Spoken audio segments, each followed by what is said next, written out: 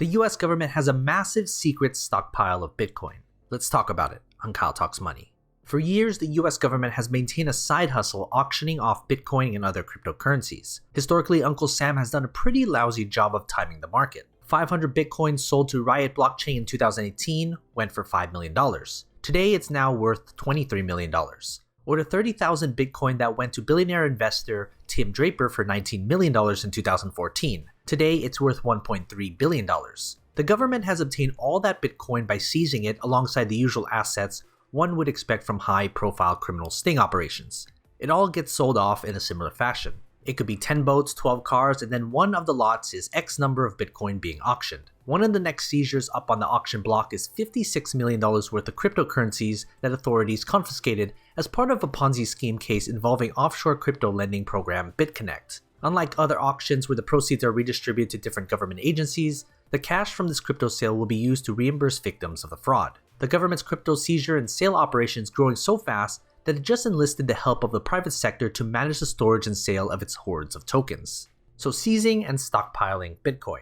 For the most part, the US has used legacy crime-fighting tools to deal with tracking and seizing cryptocurrencies, which were inherently designed to evade law enforcement. The government is usually more than a few steps behind the criminals when it comes to innovation and technology.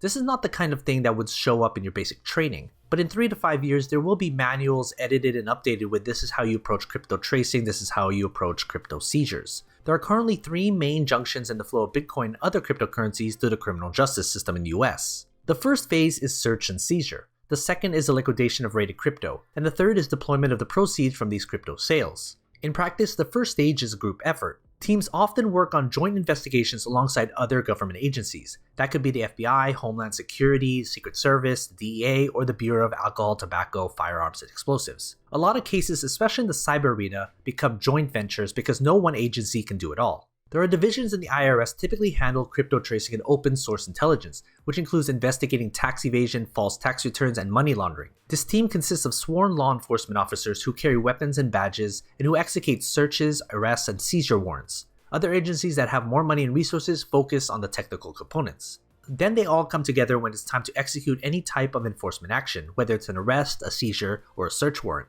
and that could be national or global. During the seizure itself, multiple agents are involved and ensure proper oversight. That includes managers who establish the necessary hardware wallets to secure the seized crypto.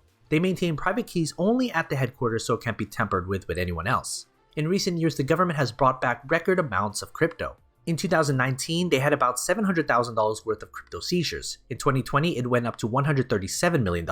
And so far in 2021, they're at $1.2 billion. As crypto crime picks up and the haul of digital tokens along with it, government crypto coffers are expected to swell even further. Then we get to the crypto auction block. Once a case is closed, the US Marshal Service is the main agency responsible for auctioning off the government's crypto holdings. To date, it has seized and auctioned more than 185,000 bitcoins. That cache of coins is currently worth around $8.6 billion, though many were sold in batches well below today's price. It's a big responsibility for one government entity to assume, which is part of the why the Marshal Service no longer shoulders the task alone. The GSA, an agency that typically auctions surplus federal assets such as tractors, added confiscated cryptos to the auction block earlier this year. In July 2021, following a more than year-long search, the Department of Justice hired Anchorage Digital to be its custodian for the cryptocurrency seized or forfeited in criminal cases. Anchorage, the first federally chartered bank for crypto, will help the government store and liquidate this digital property. The contract was previously awarded to BitGo. The fact that the Marshal Service is getting professionals to help them is a good sign that this is here to stay. The process of auctioning off crypto in blocks at fair market value likely won't change. You basically get in line to auction it off. They don't ever want to flood the market with tremendous amount, which could then have an effect on the pricing components. But other than spacing out sales, trying to time the market to sell at peak crypto prices isn't an objective.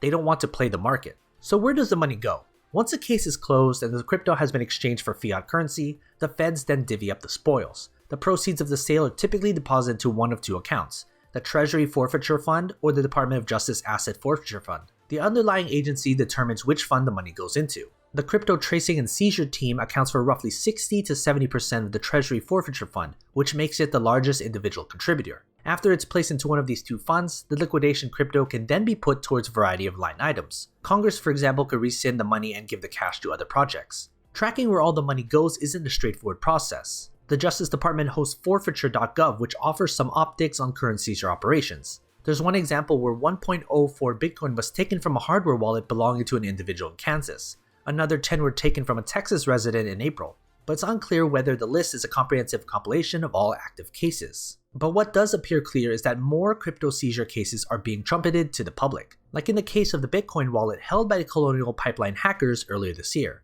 So what are your thoughts? Are you ready to bid on some government-held Bitcoin? And as always, take care of your money.